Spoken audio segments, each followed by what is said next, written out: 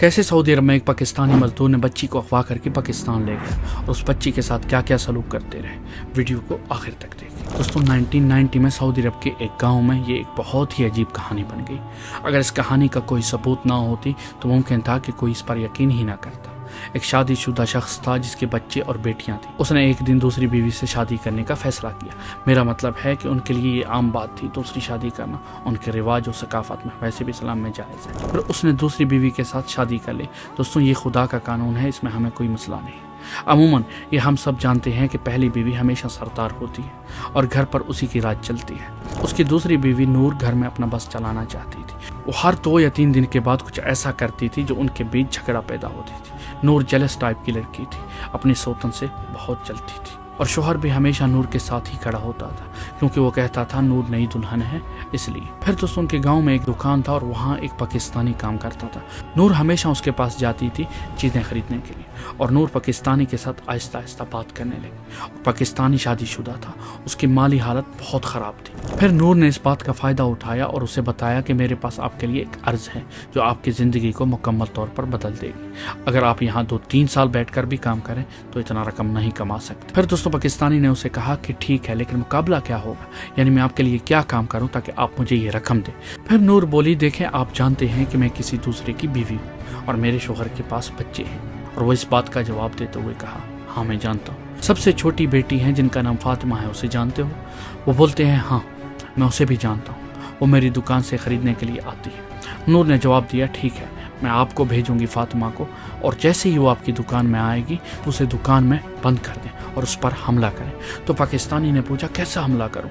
वो जवाब में बोली, जब वो आएगी तो आप वो करो जो हर मर्द एक लड़की के साथ करता है। फिर वो सब करने के बाद उसे घर भेज दें। मैं उसका इंतजार कर रही होंगी घर के दरवाजों के बाहर। जब वो वापस आएगी मैं उसे पकड़ूंगी और उसे बातें करनी पड़ेंगी और उसे बताना होगा कि उसके साथ क्या हुआ। वो मुझसे कहेगी कि ये हुआ तो मैं उसे कहूंगी कि भागो, पाकिस्तानी के पास दोबारा जाओ। अगर तुम्हारे बाप भाइयों ने तुम्हें इस हालत में देख लिया और सब कुछ समझ जाएंगे कि पाकिस्तानी ने क्या किया आपके साथ, आपको मार देंगे। जब वो दोबारा आपके पास आएगी तो आप उसे लेकर भाग जाएं जहां तक वो चाहे। अगर वो पाकिस्तान में ट्रेवल करना चाहे तो ये और भी एक अच्छी बात होगी। यहाँ पाकिस्तानी को ये बात पसंद आई, फिर कबूल कर ली पाकिस्तानी ने इस बात को। दोस्तों आखिरकार नूर कामयाब हो गई इस चीज़ में। किसी बहाने से फातिमा को भेजती है दुकान से कुछ सामान लाने को और फातिमा जब गई दुकान में पाकिस्तानी वहाँ इंतजार कर रहा था। पाकिस्तानी ने शटर बंद कर दी। दुकान में एक रूम भी था। फिर दोस्तों उसने वो किया उस मासूम बच्ची के साथ जो मैं यहाँ बयान नहीं कर सकता। फिर दोस्तों जब रोती हुई गई घर तो वहाँ नूर उसके इंतजार में खड़ी थी बाहर दरवाजे के पास। तो वही किया उसने जिसकी उसने प्लान बनाई थी, वापस भेज दी उस पाकिस्तानी के पास उस बच्चे को। पाकिस्तानी ने उसे लेकर जिद्दा आया और पाकिस्तानी का जान पहचान था सफारत खाने में। उसे जैसे तैसे करके निकाल कर ले गया पाकिस्तान और नूर के साथ राब्ते में थी कि आगे क्या करना है। फिर दोस्तों 15 सितंबर 2016 को एमबीसी चैनल अलसामना प्रोग्राम में फातिमा ने अपनी कहानी का जिक्र किया। उन्होंने बताया कि जब वो 14 साल की थी एक पाकिस्तानी मजदूर ने उन्हें अगवा की। पाकिस्तान पहुंचकर फातिमा ने मजदूर की पहले बीवी के घर मुलाजमा के तौर पर काम करना शुरू किया। उन्होंने कहा कि मजदूर के खानदान वालों ने कई बार उन्हें जान से मारने की भी कोशिश की। फिर दोस्तों फातिमा ने बताया कि वो अपने बच्चों को पड़ोसियों के पास छोड़कर घरों में काम करने जाया करती थी और सिर्फ 90 रियाल महाना कमाती थी। फातिमा ने अपने वालिद से रब्ता भी किया लेकिन उनके वालिद ने उन्हें पहचानने से इनकार कर दिया और कहा कि उनकी माँ गम और हसरत में मर गई है और दोबारा राब्ता ना करने की तलकीन की। दोस्तों कुछ साल बाद जब उनके बच्चे बड़े हो गए, अपने पाँव पर खड़े हो गए, तो उन्होंने वापस सऊदी अरब जाने का सोचा। उन्होंने सऊदी कौंसल खाने के नायब कौंसल अबैदुल्लाह हरबी से रब्ता किया लेकिन कोई मदद नहीं मिली। फिर फातिमा ने एक अखबार से रब्ता किया जिसने एक कहानी शाया की। उसके बाद पाकिस्तान में सऊदी सफ़ीर ने उससे मुलाकात की और उनके लिए 1 साल के लिए घर फराहम करने का इंतज़ाम किया। दोस्तों फातिमा ने सऊदी अरब वापस आने के लिए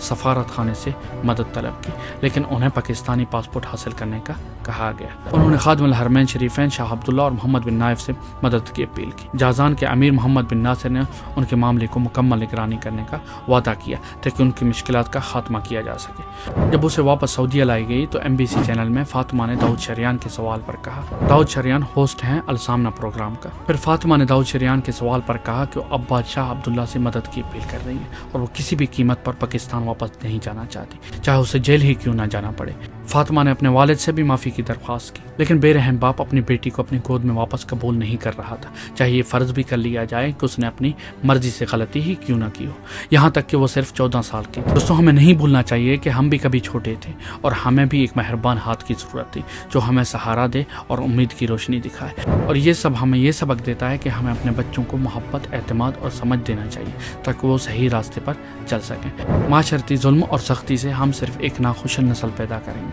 हमें अपने माशरती रवैये को बदलने की ज़रूरत है ताकि हम एक बेहतर खुशहाल मुस्तकबिल की बुनियाद रख सकें।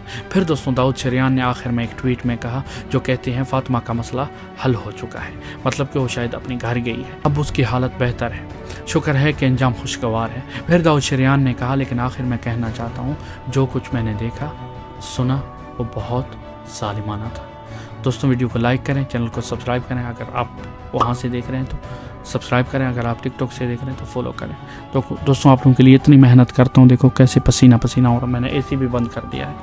बाकी वीडियो को लाइक करें, चैनल को फॉलो करें, मतलब कि हाँ, चैनल को, पेज को, समझ जाए।